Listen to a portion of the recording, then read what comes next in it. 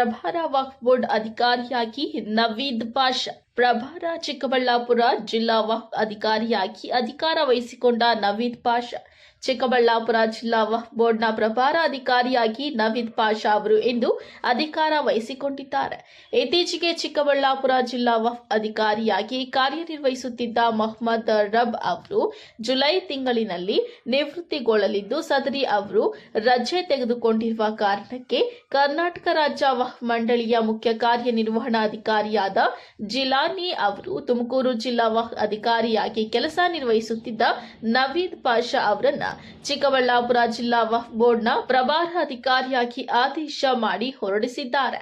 ಇಂದು ಅವರು ಚಿಕ್ಕಬಳ್ಳಾಪುರ ಜಿಲ್ಲಾ ವಕ್ಫ್ ಬೋರ್ಡ್ ಕಚೇರಿಯಲ್ಲಿ ಅಧಿಕಾರವನ್ನ ವಹಿಸಿಕೊಂಡರು. ಸದರಿ ನವೀದ್ ಪಾಷಾ ಅವರು ಈ ಹಿಂದೆಯೂ ಸಹ ಚಿಕ್ಕಬಳ್ಳಾಪುರ ಜಿಲ್ಲಾ ವಕ್ಫ್ ಬೋರ್ಡ್ ಅಧಿಕಾರಿಯಾಗಿ ಉತ್ತಮ ಕೆಲಸ ನಿರ್ವಹಿಸಿದ್ದಾರೆ.